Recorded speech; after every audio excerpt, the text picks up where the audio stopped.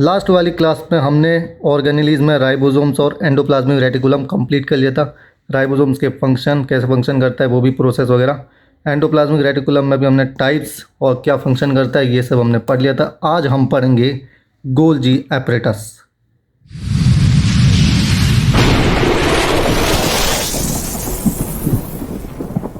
तो स्टार्ट करते हैं गोल्जी एपरेटस को।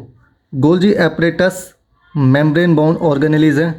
इसमें बहुत सारे फ्लैट डिस्क शेप के सैक प्रेजेंट होते हैं। सैक कह लो या सिस्टर्नी कह लो, प्रेजेंट होते हैं। 0.5 माइक्रोमीटर से 1 माइक्रोमीटर तक का इनका डायमीटर होता है।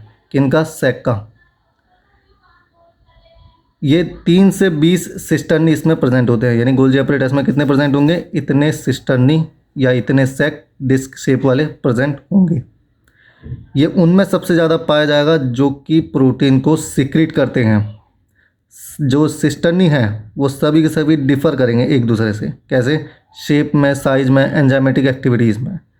गोल्जी सिस्टर्नी या गोल्जी एपरेटस कंसेंट्रिक मैनर में अरेंज्ड होते हैं। यानी पहले छोटा, फिर बड़ा, उसके बाद बड़ा, उसके बाद बड़ा, फिर छोटा, ऐसे कंसेंट्रिक मैनर में अरेंज होंगे। न्यूक्लियस के साथ अरेंज होंगे। ठीक है।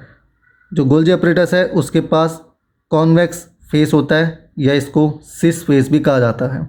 ये फेस फॉर्मिंग होता है। और दूसरा होता है कॉनकेव फेस, जिसको ट्रांस फेस भी कहा जाता है या फिर मैच्योरिंग फेस भी कहा जाता है। ये इसका फंक्शन हो गया। और जो एंडोप्लाज्मिक रेटिकुलम है ये गोल्जी एपरेटस के सिस फेस से फ्यूज्ड होता है और मूव करेगा टूवर्ड्स दी मैच्योरिंग फेस तक या फिर ट्रांस फेस तक। ठीक है, ये सब फंक्शन है। फंक्शन की बात किया जाए तो डिफरेंट एंजाइम इन एंटरिंग मेडियल एग्जिट रीजन। ठीक है, एक एंट्री रीजन है, मीडियल रीजन है और एक एग्जिट रीजन है। एंट्री जहाँ से प्रोटीन बन के आ गया, अब उसको पैक होना है तो पैक होगा, मीडियल में उसको पैकेजिंग होगी और एग्जिट वाले से बाहर निकल जाएगा। Permit each region to modified. ठीक है, हर एक रीजन इसका, एंट्री, मीडियल और एग्जिट रीजन, हर एक रीजन इसका मॉडिफाइड में कुछ ना कुछ योगदान देता है। Short and package protein transport to the different destination.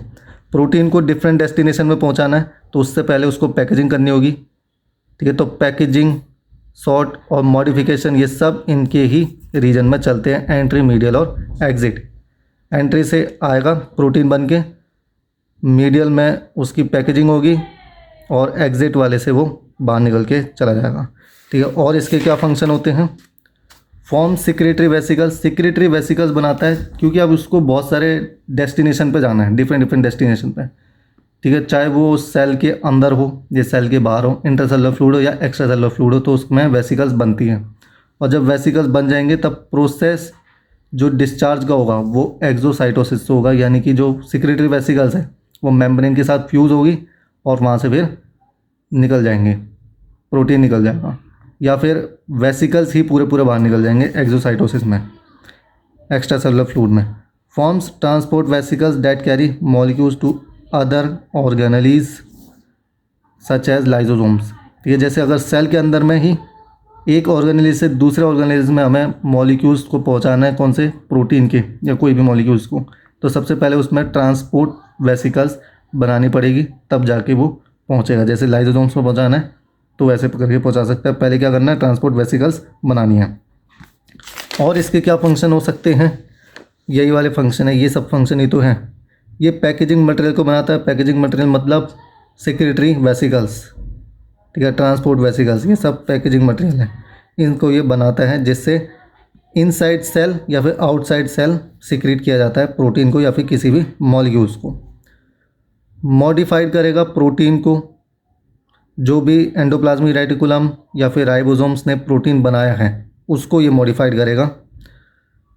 Important site for formation of glycoprotein and glycolipid. Glycoprotein और ग्लाइकोलिपिड का फॉर्मेशन भी गोल्जी एपरेटस में होता है। नेक्स्ट ऑर्गेनेलिज है लाइजोसोम्स। लाइजोसोम्स को 1950 में Christian de Duve, Belgian cytologist ने डिस्कवर किया था as a cell organelles. Lysosomes भी एक मेम्ब्रेन बाउंड वेसिक्यूलर स्ट्रक्चर है जो कि गोल्जी एपरेटस से ही बना है। कैसे बनेगा? गोल्जी एपरेटस पैकेजिंग मटेरियल बनाता है, उसके प्रोसेस से ही लाइसोसोम्स बना है। लाइसोसोम्स में 60 प्रकार के पावरफुल डाइजेस्टिव एंजाइम होते हैं और हाइड्रोलाइटिक एंजाइम होते हैं। हाइड्रोलाइटिक एंजाइम जो कि हाइड्रोलिसिस परफॉर्म करेंगे। हाइड्रोलिसिस प्रोसेस जैसे लाइपेसिस, प्रोटीएसिस, कार्बोहाइड्रेसिस। लाइपेसिस लिपिड का ब्रेकडाउन, कार्बोहाइड्रेसिस कार्बोहाइड्रेट का ब्रेकडाउन और प्रोटीएसिस प्रोटीन का ब्रेकडाउन करते हैं। लाइसोसोम्स का पीएच 5 होता है जो कि 100 गुना ज़्यादा पीएच होता है साइटोप्लाज्म का। साइटोप्लाज्म का पीएच कितना है? 7। इससे 100 गुना ज़्यादा पीएच होता है लाइसोसोम्स का। लाइसोसोम्स को सुसाइडल सैक या फिर सुसाइडल बैग के नाम से भी जाना जाता है क्योंकि इसके पास प्रॉपर्टी होती है ऑटोलाइसिस की। ऑटोलाइसिस यानी कि जिस सेल में लाइसोसोम्स हैं अगर वो फटेगा तो उसके एंजाइम उसी सेल्स को ख़त्म कर देंगे और उसको डिस्ट्रॉय कर देंगे, तो इसलिए ये सुसाइडल सैक हो गया।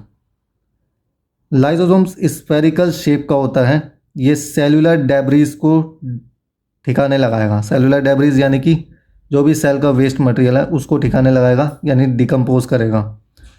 एंडोसाइटाइज्ड मटेरियल जो है, यानी जो एंडोसाइटोसिस प्रोसेस जो भी करना होता है इसका जो भी वेस्ट मटेरियल है उसको ये ठिकाने लगाता है। लाइसोसोम्स का साइज रेंज 0.1 माइक्रोमीटर से 1.2 माइक्रोमीटर तक होता है। इसका फंक्शन क्या है? डिफेंस में इसका फंक्शन होता है। जो भी आक्रामक ऑर्गेनिजम्स होते हैं, माइक्रो ऑर्गेनिजम्स जो कि डिजीज कॉज करने आए हैं, उनको ये किल कर देगा। कैसे? इंगल्फ करके अपने अंदर इंगल्फ कर लेगा, यानी खा लेगा, अपने अंदर ला देगा, जिसकी वजह से इसके अंदर बहुत सारे हाइड्रोलाइटिक एंजाइम है, डाइजेस्टिव एंजाइम है, उसको उसके मदद से ये इनको किल कर देंगे, माइक्रो ऑर्गेनिज्म को किल कर देंगे। Help dissolve blood clots and thrombin. जो भी ब्लड क्लॉट्स हो चुका है ब्लड की वेसल्स के अंदर, ब्लड वेसल्स के अंदर, उनको ये डिजॉल्व कर देता है। थ्रोम्बिन को भी ये डिजॉल्व करने में सहायता करता है। Carry out autophagy the digestive of worth out organelles. जो भी खराब ऑर्गेनलीज हैं जिनका कोई फंक्शन नहीं रहा, जो खराब हो गई है, उनको भी डाइजेस्ट करने का कार्य कौन करेगा? लाइसोसोम्स। लाइसोसोम्स सेलुलर कंपोनेंट को ब्रेक डाउन करता है। कब? जब मेटामॉर्फिज्म होता है, यानी सेल का डिफरेंशिएशन जब होता है, तब उसमें सेलुलर कंपोनेंट को ब्रेक डाउन कौन करेगा? लाइसोसोम्स। स्पर्म के पेनिट्रेशन में भी किसका हाथ होता है? लाइसोसोम्स का। यानी स्पर्म को ओवम में पेनिट्रेट करवाना है तो लाइसोसोम्स हेल्प करेगा। लाइसोसोम्स में वही बहुत सारे प्रॉपर्टीज़ होते हैं, मतलब एंजाइम्स होते हैं जो कि डाइजेस्ट करेंगे, ब्रेक डाउन करेगा। तो जो भी ओवम की बाहर की लेयर है, जोना पेलुसिडा वगैरह, उनको ब्रेक डाउन करके उसमें पेनिट्रेशन में मदद करेगा लाइसोसोम्स। तो बस आज की क्लास में इतना ही। अब करेंगे नेक्स्ट क्लास में करेंगे पर ऑक्सीजोम।